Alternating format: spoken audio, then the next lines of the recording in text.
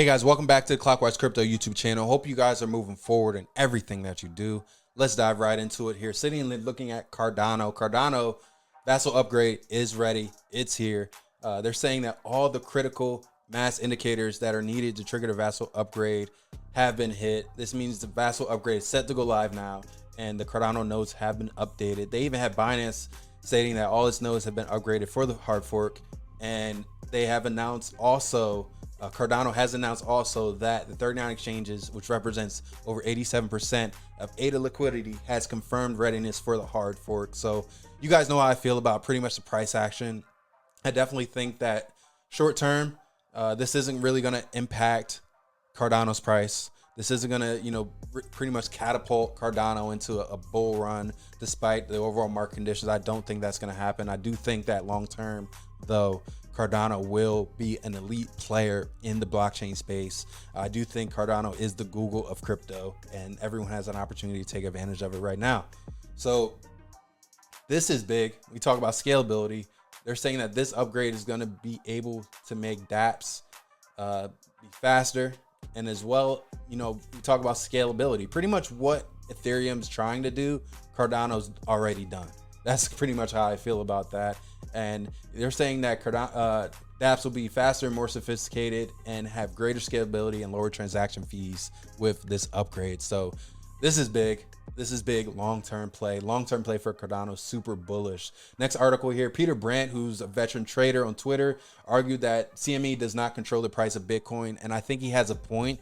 The only thing I disagree with is that he says there's no bank manipulation. I do think that there is manipulation in the crypto markets. I do think that the price is being pushed down strategically because now these big corporations, hundreds of billions of dollars, now understand that Bitcoin is going to be around long term, and they have a way to capitalize from that. So I definitely think there are opportunists out there that is crushing the price of Bitcoin, but the only benefit is now the barrier to entry is that anybody can accumulate, anybody can buy crypto. So this is big. So there's a two-edged sword. We talk about banking manipulation, pushing it down, for people to be able to accumulate. The only problem is there's no barrier to entry now, so anybody can do that. So, pros and cons, definitely, but I definitely think that CME Group does not control the price of Bitcoin per se. I definitely think that, they do, have a high trading volume of approximately 45,000 Bitcoin, but I don't think they necessarily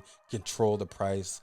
But they could just dump everything, and that could spark some price going down. But either way, I definitely think it's manipulated, but there are I don't think it's centralized in being one individual group. So sitting here looking at Fed rate high, crypto's hammered as central bank pumps interest rates by 0.75 basis points. Now that is pretty much aligning with pretty much the overall market conditions. Like we knew it was to come. There was no like, oh, it's not going to fall. Like we knew what was going to happen. So with that, I think that, it pretty much heading in a direction that was going to head either way. They're saying Ethereum saw crucial rejection, and they're saying, can bulls save this support? No, it cannot.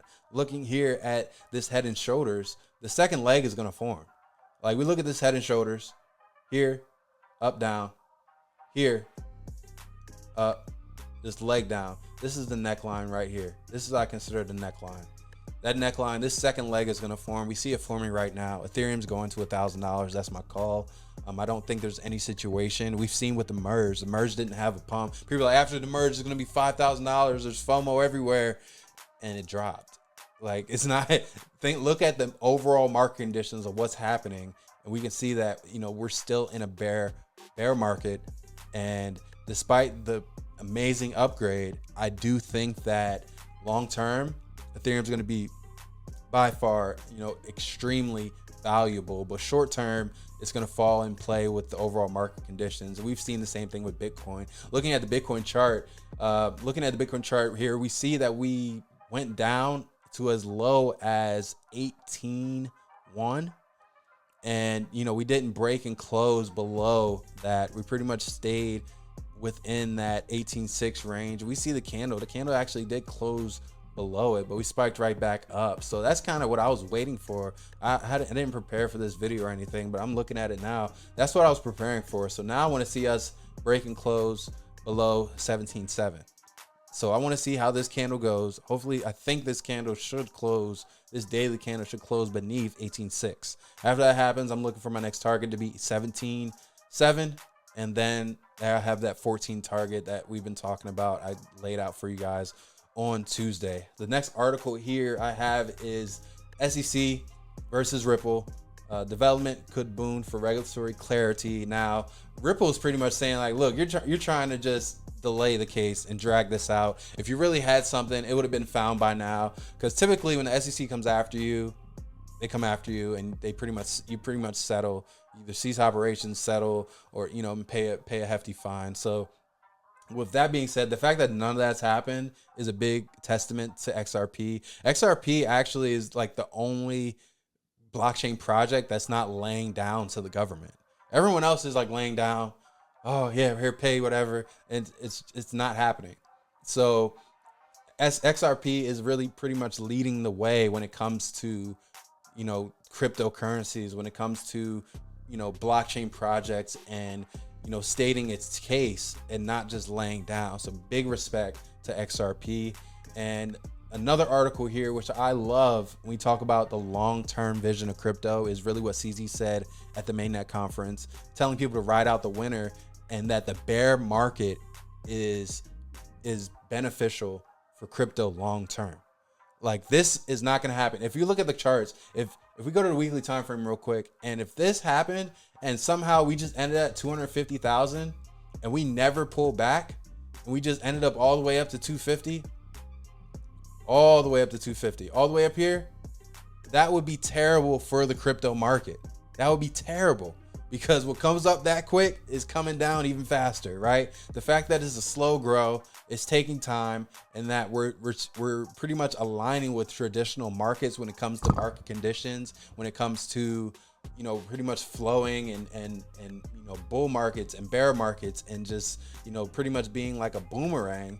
I think that is definitely probably the best wisdom that I've heard from a CEO in a long time when it talks about the bear market. We talk about adoption, and Binance by far is leading the way when it comes to pretty much bridging the gap with traditional companies, traditional organizations, and bringing them to crypto and being that bridge. So big shout out to Binance doing big things.